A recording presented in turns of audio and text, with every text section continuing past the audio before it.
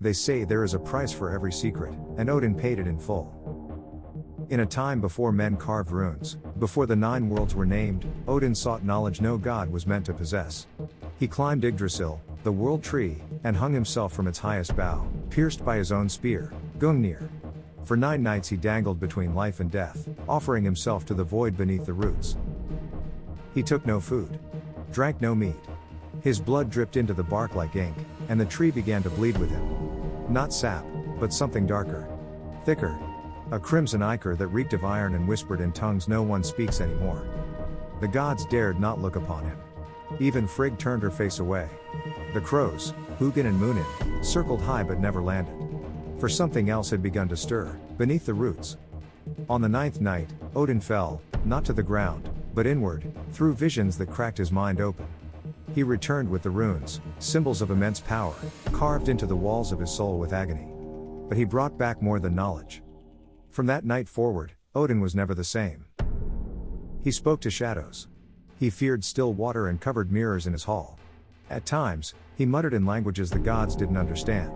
Sometimes he screamed in his sleep. Other times he simply stared into the fire, unmoving, for hours. When asked what he saw beneath the roots, Odin gave only one answer. Something older than death. The other gods whispered of a presence in the bark, a buried voice, woken by his sacrifice. A hunger not for blood, but for memory. A thing Yggdrasil had sealed inside itself since the first dawn.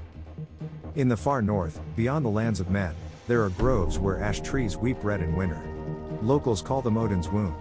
They say if you press your ear to the trunk, you'll hear whispers, screams twisted into language, or perhaps language turned to madness. Touch the bark, and you'll dream of impossible things. Touch it twice, and you'll never wake. An old skald once took bark from one of these trees to carve a talisman. That night, he gouged out his own eyes with a spoon and whispered, "It watches through the grain." Heimdall once dared to approach a bleeding tree. His sight, so perfect he could see across the realms, was blinded for 3 days. When he recovered, he wept and claimed he had seen the first god, and it was not Odin. Some say the world tree still remembers what Odin brought back. That the creaking of its branches in a windless night isn't just wood, but warning. The runes are not just tools, they are locks.